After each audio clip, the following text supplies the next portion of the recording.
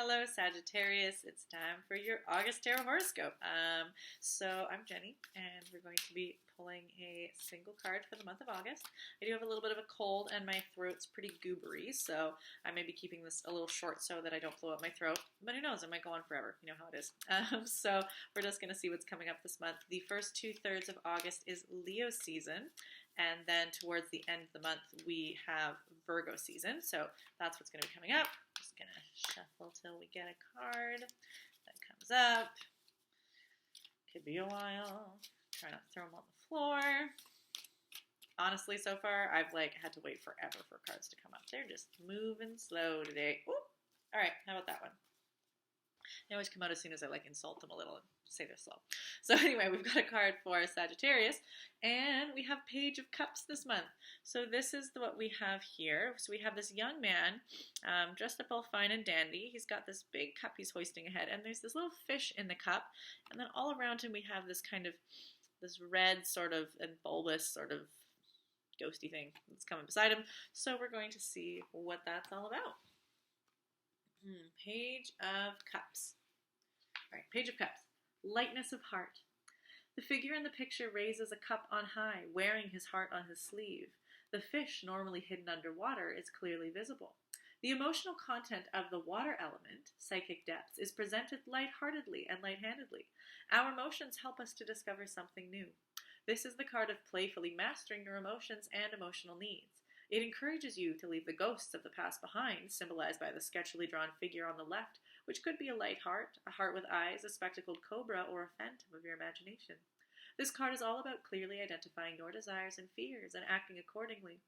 If your own emotional state and that of others is not clear, this card counsels you to be cautious. Dali uses the painting The Indifferent Man for a reason. If you are overly careless in dealing with your emotional needs, you might end up even more unhappy and frightened. You might confuse your own inner mechanisms with outer influences or mysterious phantoms. Do not play with your own emotions or those of others, but retain your carefree spirit. Do not be afraid to stand up for your feelings and to be as tough as you deem necessary. You will gain new insights through meditation, increased sensitivity, and understanding. This will be a constant source of joy for you. You will be able to help others emotionally and spiritually. Practical advice. Cleanse your psyche and evaluate your emotions, but do not dwell extensively on past mistakes, weaknesses, and fears. Balance your emotional account, settle your own debts, and ask others to settle theirs, financially, but more importantly, emotionally and spiritually. Okay, this one feels like it fits with a lot of Sagittarian energy. There's this lightness, this buoyancy, but we're dealing with emotions.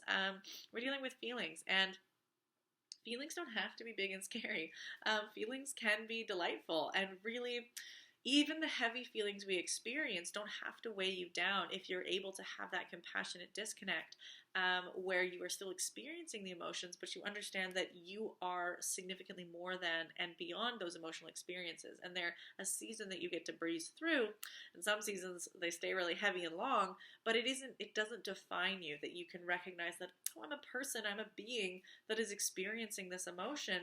It doesn't have to become your identity. And so even when we experience, a lot of the time we can like our happy emotions and really don't want to be a part of the heavier ones and try to kind of throw them aside because we over-identify with them and they stick on us, instead of recognizing that this is just a visitor that's going to come and it's going to go. And it may come and stay for a really long time, but it will eventually go.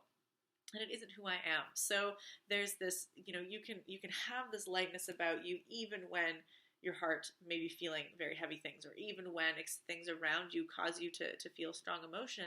It doesn't have to weigh down your soul. So this person is quite light, and the hope is that he's light but not frivolous. You don't want to be flippant with your feelings. You certainly don't want to be flippant with the emotions of others. It can be very when you're in a really heavy state and somebody just says, oh, just think on the bright side, or, oh, it's not so bad, everything will work out for the better, or it's all in God's plan, or the universe has your back.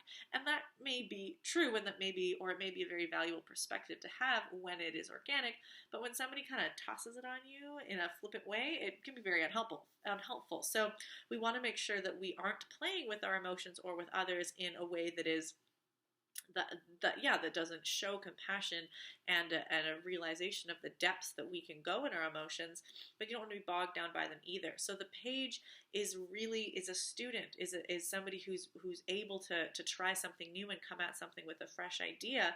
And so there's this feeling of not being like, you're as a student, like, you're ready, you know things, like you kind of got this confidence, like you haven't yet had the experience to really understand when things get rough, which means you have this enthusiasm, and that enthusiasm can be something that really actually teaches the masters something. The masters that are so far from their student days, they've forgotten the wisdoms that come with that youth and inexperience. So if you can approach your emotional experiences with this lighthearted new freshness of new eyes, there's something to learn from it. And the idea of looking with curiosity at all of your emotional experiences to say, what do I learn with this? Is there a test coming up? Maybe I can learn something, and then next time this happens, I'll be better at it, instead of being drowned or wallowing in it. So this is a really vibrant, buoyant opportunity.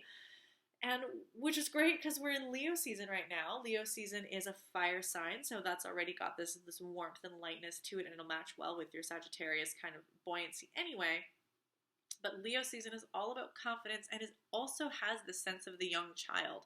Leo is like this vibrant page-like energy anyway. So there's this like, yeah, it's news, something's happening, I can come and I've got it. Like, I know what's up. These are feelings, but I've felt things before. Like, and my feelings are valuable and important, and I'm not going to be flippant with them either, because Leo really does believe in the value and importance of what Leo expresses and has to bring to the table. So if what you're bringing to the table is an emotional experience with that Leo energy, it's like, everybody look at it. This is important and beautiful. This is my contribution.